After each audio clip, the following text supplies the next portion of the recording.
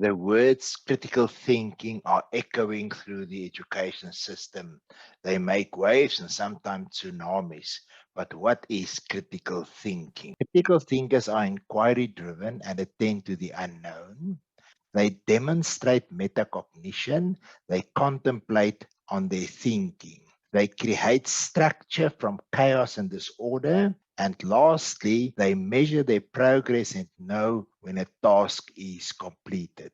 This sounds very complex and complicated, but it isn't.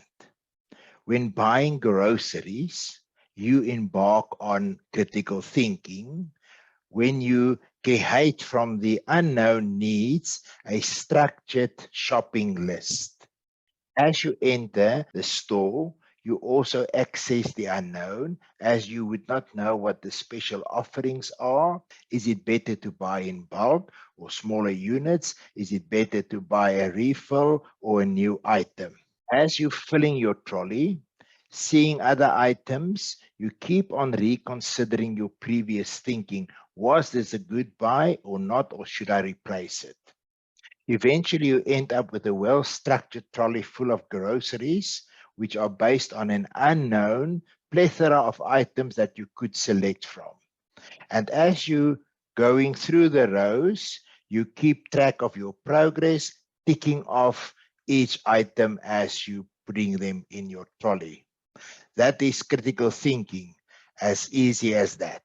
Since 1999, we became aware of the VUCA concept. The concept is derived from the words volatility, uncertainty, complexity, and ambiguity. VUCA calls for a clear new vision on what critical thinking is and subsequently establish an identity of educational effectiveness. For this, we need to create a clear understanding of what education is really about and subsequently act with agility in order to foster changes. Therefore, we need to build up resilience as we drop old school baggage and engage in new initiatives. The VUCA concept emanated in 1990. It is 31 years later, and nothing emanated from the education fraternity. The reason is that the whole system is being guarded and gate-kept by administrative decision makers. This is what happens under the watch of administrative decision makers. Teachers transfer their knowledge to classes. What happens is that 80 to 100% of this information vaporizes in thin air. Therefore, you will have a child leaving the class not being able to recall one word that was taught.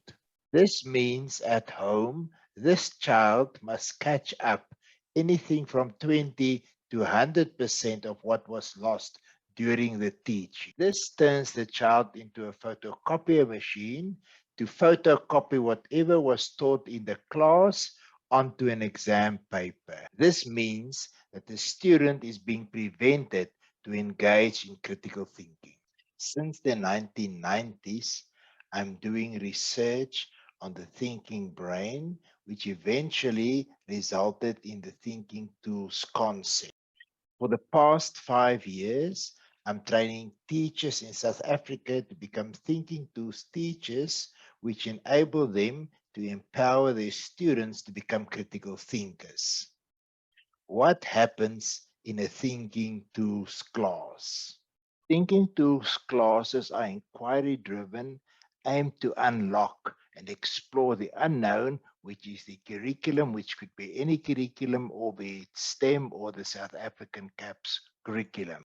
As they progress through the unknown, they make use of thinking tools and contemplate which thinking tool should be used when and where. During their learning, they seek structure and patterns from the chaos and disorder of the curriculum, and for this purpose, they employ thinking maps to visually demonstrate their progress, which is then measured by means of the formative assessment rubric. They know where they are and they know when their task is completed. This progress is measured in the same way as the shopping list, where you would tick off each of the items that you place in your trolley. When teaching teachers, there are also these two questions that arose.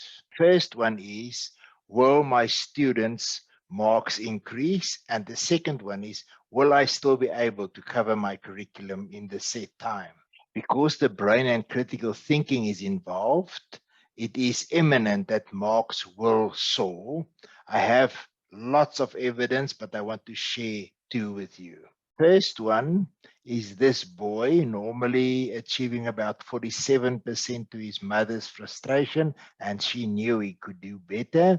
He started to prepare for a next test with thinking tools, and his marks increased from 47% to 68% with 21%. He wrote the test the next week where he scored 83%, which made the total increase 36% from 47 to 83%. The biggest feather in the thinking tools cap is Christian.